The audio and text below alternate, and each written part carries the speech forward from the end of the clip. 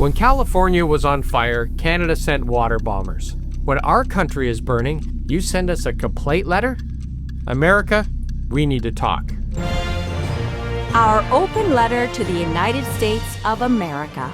Dear United States Congress, Thank you so much for your deeply concerning letter about our wildfires ruining your summer. Truly touching. we apologize that our forests, after decades of record heat, drought, and corporate deforestation, some of it by your own timber giants, had the audacity to catch fire and interrupt your barbecues and lake weekends. Since you're so concerned, let's review the scoreboard. When California was engulfed in flames, Canada sent water bombers. No letter, no whining, just help. Because that's what friends do. We routinely send highly trained Canadian firefighters to California, Oregon, and Washington when your forests are burning down faster than a rant from your president. We don't send a letter complaining about the smog drifting north. We send help. When your hospitals were overwhelmed during the pandemic, we shipped masks and gloves south, while Trump threatened to cut us off. No letter, just help.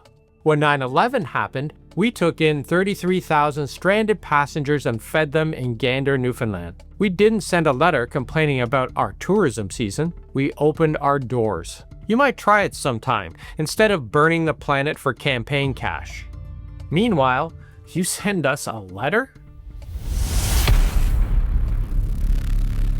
You write with concern about your ability to go outside and safely breathe.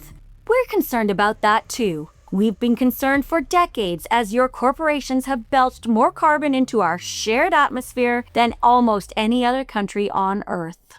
You lecture us about active forest management while simultaneously gutting your own environmental protections and subsidizing the very fossil fuel industry that's setting our planet on fire. All the while, we're actually investing in green energy to prevent these fires before they start. You want to talk about what's ruining the summer? Let's talk about the raw sewage and industrial waste you've been dumping into the Great Lakes for a century. Let's talk about the invasive species that hitch a ride on your ships and decimate our ecosystems. Let's talk about the acid rain from your factories that has poisoned our lakes and forests for generations. Oh, and let's talk about that outdoor recreation you're so worried about. You know, the same outdoors you've been paving over with pipelines, fracking, and oil rigs? The same air you've been happily polluting for decades, accelerating the climate crisis that makes these wildfires worse. Your letter mentions arson, but conveniently ignores the primary accelerant for these fires: climate change, a crisis you have actively lobbied to ignore. So please, spare us the lecture. Don't you dare complain about the smoke in your sky when you have helped build the fire. You accuse us of a lack of forest management? Please! Our forests are twice the size of the state of Texas. And guess what? We didn't spend decades denying climate change while burning coal like it was going out of style. We Canadians love our summers too. We also love being able to breathe. But most of all, we value friendship and reciprocity, things that are clearly in short supply south of the border these days.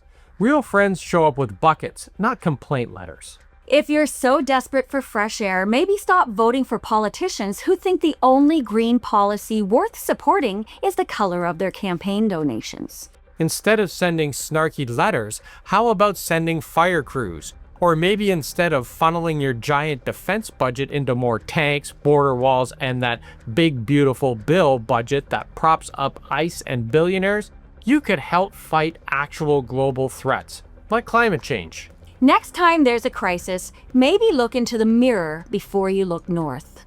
With all the polite Canadian sincerity we can muster, Canada.